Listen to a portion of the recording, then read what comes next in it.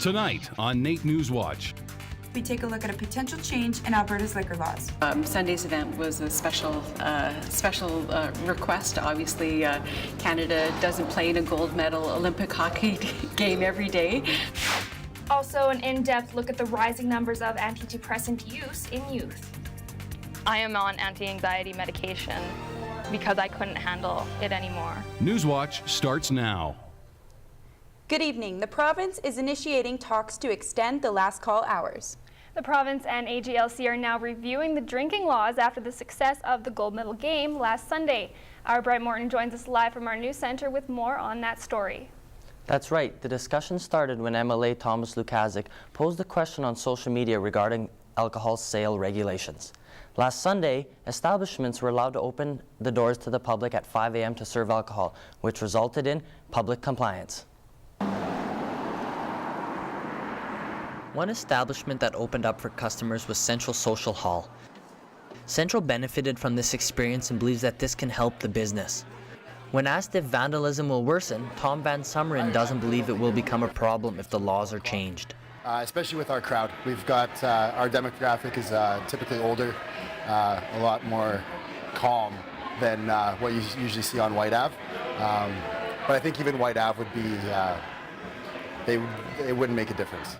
With this discussion, another area of the city that it affects is White Avenue. White Avenue is known for its arts life by day and nightlife by night.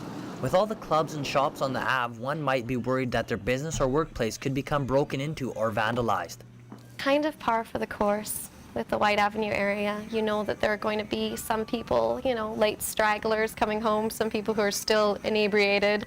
That's the joke about Sunday mornings and everything working down here. It's something people who were asked their opinion of the discussion had mixed answers. I personally, if I lived here, I'd be opposed to it. While some are against it, some love the idea and would support it. I'm totally okay with it. I think people should have their own free will to decide what to do. The AGLC could not comment on a lot of questions because the topic is still in discussion.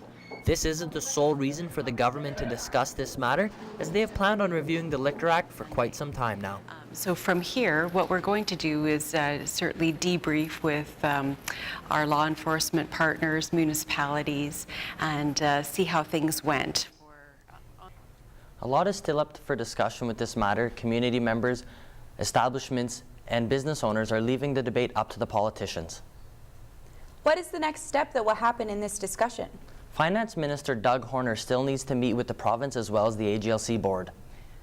Brett, what other types of events would allow establishments to do something like this? The AGLC couldn't comment on this as each event is different and they would have to plan accordingly. Thanks, Brett. That was Brett Morton reporting live from our news center. Alberta's Finance Minister Doug Horner announced Wednesday that the province is in an overall good financial state. The third quarter fiscal update showed the province had a surplus of $1.2 billion due to increased energy prices and investments, but the province remains cautious about spending. Contingency account is there to manage those in-year ups and downs. Thankfully, we did have a higher revenue this year, so we can rebuild that contingency account much quicker than what we had anticipated. Alberta's Liberal leader Ross Sherman had other ideas. The Alberta Liberals would take that money and invest it in world-class home care and long-term care and in a seniors drug plan to get the seniors out of hospitals so the health system can function. More information on the 2014 budget will be released next Thursday. NAIT NewsWatch, the next generation of news. A new Canadian study shows more young people are using antidepressants. The study started in 1983 and yields some disturbing results. Shane Roberts is covering this story and joins us from NAIT's main campus. Over the past 30 years, more and more teenagers are using antidepressants than ever before. Carly Robinson is the editor of NAIT's student newspaper. She says she struggles with anxiety from the pressure of the job and her full-time studies. I am on anti-anxiety medication because I couldn't handle it anymore. I mean, it's not my fault. It's not. Carly isn't the only one suffering from anxiety. At the U of A, there are over 54% of people who report being overwhelmed. The U of C has similar stats, and Mount Royal has over 60% of people with anxiety issues, while the Canadian average is comparable. And compared to 30 years ago, there's been a dramatic increase of antidepressant use for girls 15 to 19. Although medication helps for some young people, NAIT health officials recommend other strategies to pursue. So one of the easiest things that people can do is to increase their exercise. So just to get up, even for as little as 15 minutes a day, 4 to 5 times a week, it can really help to increase the endorphins in the brain and help people feel better, have a better self-esteem. Henry says it's also important to talk to a healthcare professional or an adult you trust if you need help. Carly believes she has found the right solution to help her cope. Yoga to help me. I've tried everything, and it's all about finding your balance and finding your right fit, and that's really what everyone needs to go out and they need to do on their own. You can call 211 in Edmonton for more information on mental health support services. Doctors are hoping to find a new solution to help cure eating disorders. Psychologist Maggie Brennan is running a research program at the U of A, showcasing the potential yoga may hold in ending the illnesses. There's a lot of research showing that it's helpful for anxiety and depression, and I think it essentially trains people to relate to themselves and to their own inner experiences in a different way, in a healthier way. To participate, you must be 18 years of age or older, take part in one 90-minute class per week, and although participation is free, you are asked to pay a $20 fee for equipment. To begin your application, you can visit yoga-study.com. Health professionals are taking a new approach when it comes to treating common illnesses. The Prescription to Get Active program allows individuals to be prescribed physical activity rather than medication. An idea, out-of-box thinking between health professionals and our recreation professionals that said maybe there's something that we can do more than what's being done right now. The program launched at the downtown YMCA earlier this week. Already 2 years in the making, local primary care networks feel it's finally making its breakthrough to the people wanting a change. My life was not good and I had pain everywhere and I want to get healthy. The program hopes to improve overall mental and physical health province-wide. Controversy and tragedy overseas has shocked Edmonton's Ukrainian community. Ukrainian-Canadian Stella Shalak has been turning to Catholic faith to make sense of what is happening in Ukraine. With over 88 people killed in the past 2 weeks, she believes the situation is out of control. Let this not go any further. To stop. Being a member of the Ukrainian community, Shalak sees how it's affecting people terribly. Vigils have been held over the past few weeks at many Ukrainian churches, giving people the chance to connect and pray. Well, the ones in Kiev, I'm sure, is living in fear because this isn't over with.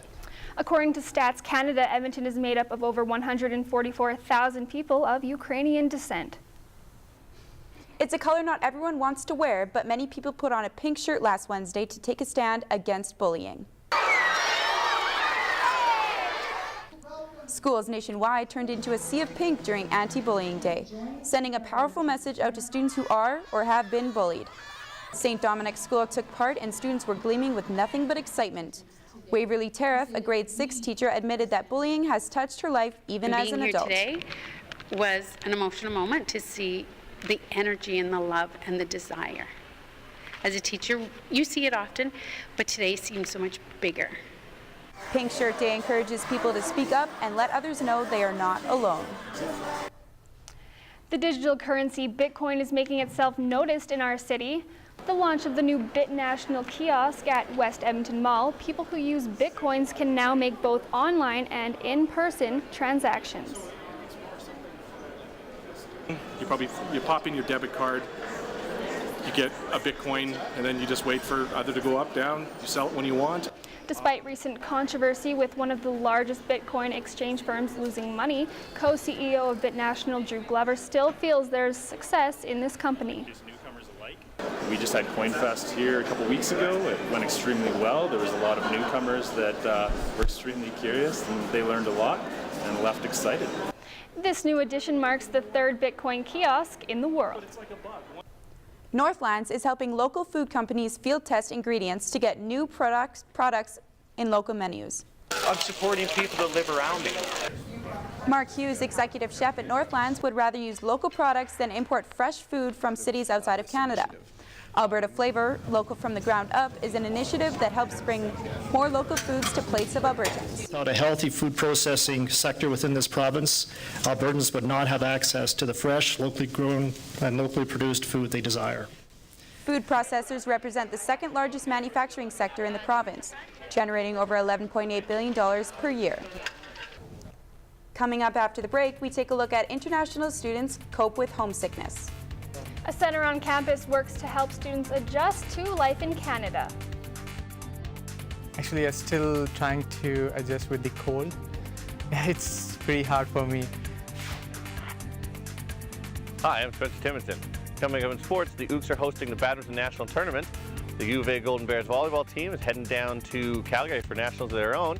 I've got some Oil Kings highlights, and I try my hand at figure skating. Can I do it? Well, we'll find out. All that and more coming up in sports.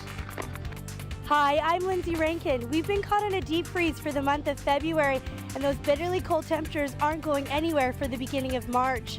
An Arctic high-pressure system is hovering over central Alberta, and that's what's keeping the temperatures in the double digits. However, not the kind of double digits we'd like to be seeing.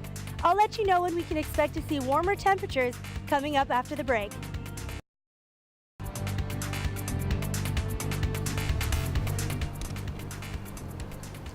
Well, Taylor, we've definitely had a cold past couple of weeks. Yeah, February has been ridiculously cold. Let's hand it over to our weather specialist, Lindsay Reagan, to see if the beginning of March will bring warmer temperatures. Well, unfortunately, it's going to get colder before it gets warmer. We'll see March start to warm up to the middle of end of next week. Let's start with our neighbors to the south in Calgary. They're going to start the day at -28 and only warm up 4 degrees for their daytime high at -24. We're going to have partly cloudy skies and a 60% chance of some snow. Heading out west into the mountains, well, Jasper's got some great conditions for the skiers and snowboarders out there with a 60% chance of some snow, and we're going to warm up to -15. Heading north into Fort McMurray, different story. All that sunshine is a little bit misleading, starting the day out at -39 and warming up to -21. We'll see that sunshine also stick around into the capital region with Edmonton's forecast, starting the day at -31 and only warming up about 10 degrees. No snow in sight for Edmonton. Averages for this time of year is -2 for a daytime high and -12 for a daytime low. Records for March 2nd, well, -37 was set in 1919 and a +11 in 1986. That's a look at your NAIT NewsWatch forecast. I'm Lindsay Rankin. Weather sponsored by NR92, the station for the students. Every year, thousands of students travel to Canada in order to further their education. But a different climate and culture often leads to homesickness. Jeremy Thompson reports.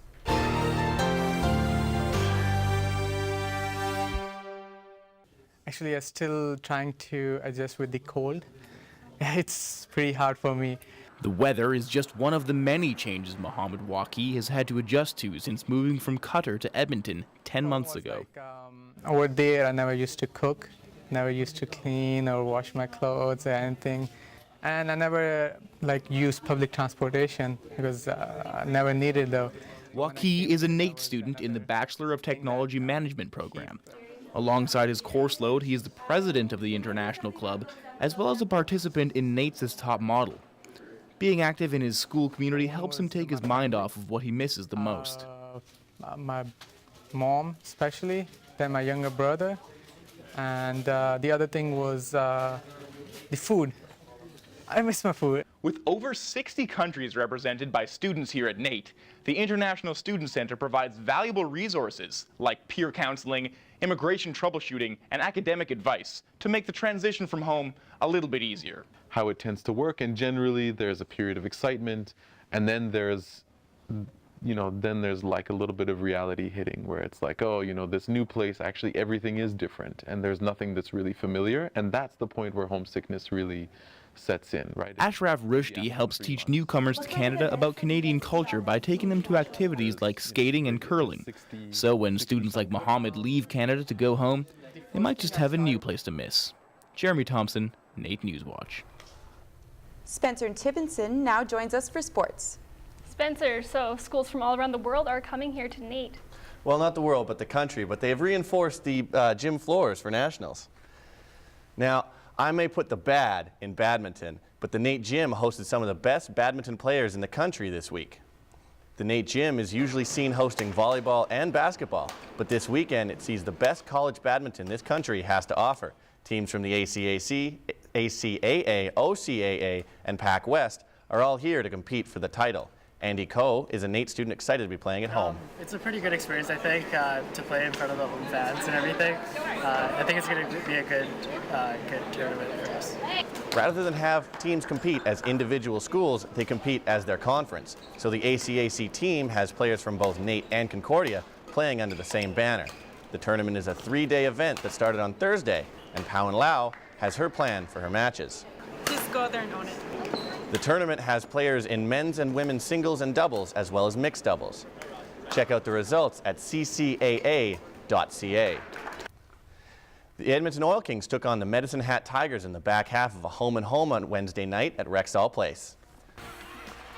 With several hundred elementary school children in attendance, Dyson Mayo would cough the puck up at the blue line to Cole Sanford, who would break in and shorthanded. He tries to go glove side on Tristan Jarry, but Jarry stops him up. Jarry then gives a bit of a push for good measure. Nothing else in the first, jump ahead to the second frame. Oil Kings on the penalty kill. They would clear the puck down the ice to the goalie. Langhammer would come out to play it, but he'd play it right to the stick of Edgars Kulda, and that may have been his easiest goal of the year, 1-0 Oil Kings. Later, Kulda again coming in on the 2-on-1, dishes it over to Brett Pollock for the easy finish, 2-0 Oil Kings. After the Tigers cut the lead to 2-1, the Kings putting on the pressure in the offensive zone, Henrik Samuelsson wheels around and finds Mads Eller, who spots Reed Petrick on the doorstop, who shovels it home, tic-tac goal, 3-1 Oil Kings, heading into the third. The Tigers would respond, however, wheeling in the offensive zone. A shot from the point handcuffs Jarry, and he can't control the rebound. Chad Butcher would clean up the garbage, 3-2. Some of the young fans hoping to will their team to victory, but it wouldn't be enough as Curtis Valk absolutely undresses Blake Orban to roof it. Tie the game at 3 each. Orban still looking for Valk.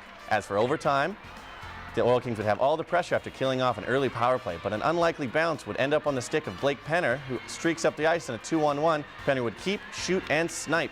4-3 is your final for the Tigers. The Oil Kings dominated much of the game, but couldn't beat Langhammer, and it cost them. Langhammer finished the game with 38 saves in the game. Not really. I mean, we're just two competitive teams going at it. I mean, they're just, we're giving it right back. I mean, it's the beauty of sports, and unfortunately, we just weren't able to get the job done. After winning the Canada West Division for volleyball this past weekend against the Trinity Western Spartans, the U of A Golden Bears head into nationals this weekend, ranked #1 in the country. The Golden Bears volleyball team has had quite a successful year. They've been ranked in the top 5 in the country all season, and just last weekend went 4-0 to win the Canada West title, giving them the top seed this weekend in Calgary against the best teams in the country. Fifth-year left side Jay Olmstead has been there before and is hoping to improve on this year's success. My 5th one. I haven't gotten past the quarterfinals since my first year though. Fifth-year setter and Calgary native Jaron Mueller says his team is peaking at the right time. Yeah, it's been something we've been playing for all year, so it's excited to get at it. The Bears started the tournament Thursday afternoon with a convincing 3-0 win over Montreal and are now guaranteed a top 4 finish. As a sports fan, I was pumped by the success of our athletes achieved at the Olympics. So I wondered, could I learn a new sport? I called a figure skating friend and asked her to teach me how to skate in this week's End Zone Challenge.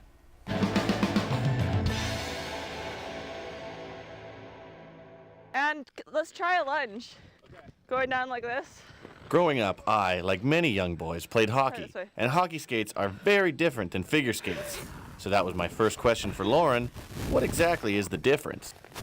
It's the blade. As you can see, he doesn't have any toe picks, and I do, and his back blade is a lot more curved than mine.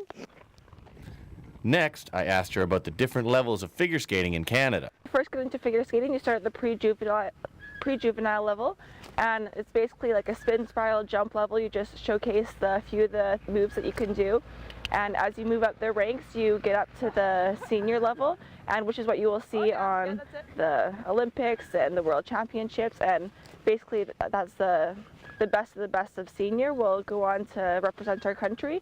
The next thing I learned was the most important part of figure skating is presenting to the audience, because if the audience likes you, then so will the judges. Posture, and you're just saying, look at me. I can do that. I'm good at that. Let's try forwards. I tried my hand at a basic 2-foot spin. It's harder than it looks. It is a little difficult in hockey skates, but the can skaters can do it in hockey skates. So, 9-year-old. Yes. I learned several interesting new facts that I never would have known. I find that one way is going to feel more natural to you. And Definitely. as figure skaters, you figure that out when you're little, and then you only spin one way.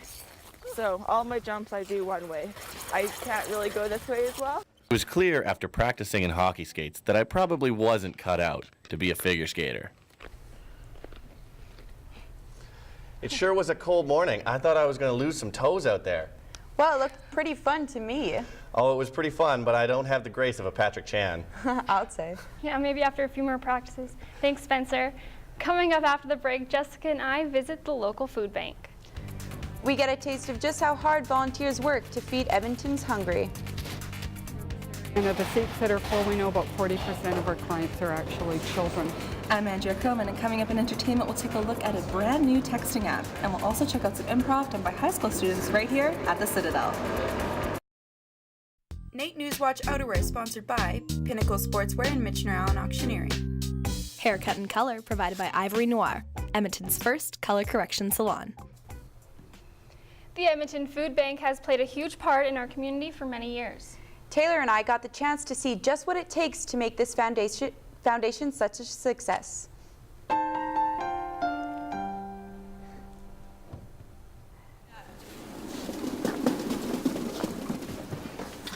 Right now we are filling the generic hampers or starter kits, which holds all of the non-perishable food items a family may need. The warehouse donates over 350,000 meals and snacks each month, and although the homeless population sees most of the food, individuals starting at very young ages also Think of going benefit to a from hockey it. game at Rexall Place with seats about 16,000 people. We know that just about all of the seats are full, and of the seats that are full, we know about 40% of our clients are actually children. To make a cash donation or donate food, visit edmontonfoodbank.com. Theater sports are a great way to meet people and share a laugh or two. And an improv tournament is making that possible. Andrea Creelman has that and more coming up in entertainment.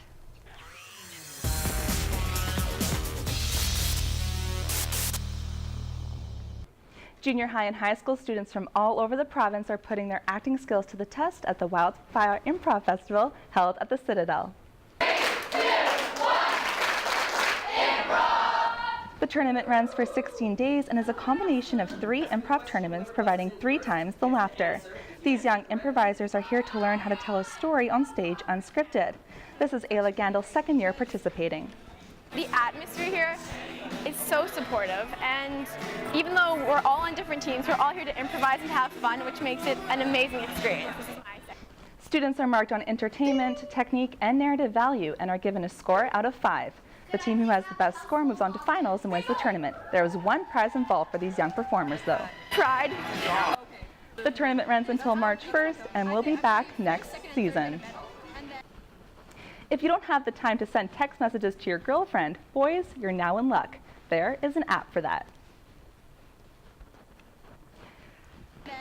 Bro app has been launched. To use the app, you simply input your girlfriend's number, select or create a message, set the day and time you want it to send, and voila, your smartphone will do the rest. We asked a few NAIT students to see what they thought. Well, yeah, you know, I'd love it personally. Yeah, that'll help me a lot, actually. Keep me out of trouble all week, you know, it'd be great. But some students like Tanisha Metzger think automatic messaging might not be ideal. I think it's a little impersonal, right? Like, I mean, I don't think I would be appreciated if, you know, my boyfriend did that to me, right? The app isn't winning all bros over either. I don't know, it's not personal enough. It doesn't mean anything. I'd prefer to actually either phone call or text my girlfriend instead of having a computer do it. The Bro app is available on the Google Android store, and they should be making a girl app. Hey, ladies? 104th Street is looking a little brighter thanks to the new Neon Sign Museum. 8 neon signs are on display representing Edmonton's history. Signs from Northern Alberta Railways, Cliffs Auto Parts, and Canadian Furniture are just a few that are making our city glow. Tim Pedrick hopes Edmontonians will enjoy walking down the street.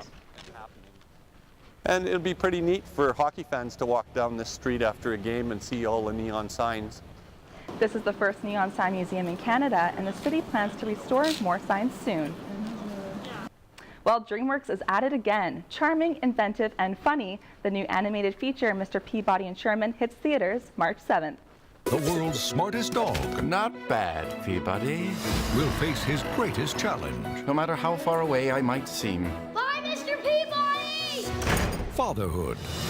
George Washington. What kind of tree did he cut down? Me! George Washington never cut down a cherry tree. People made those stories up to teach kids a lesson about lying. How do you know? All that stuff about George Washington. Promise you'll never tell anyone what I'm about to show you? Hi, Penny. I'm Princess Hatshepsut. I don't get it. DreamWorks, Mr. Peabody and Sherman.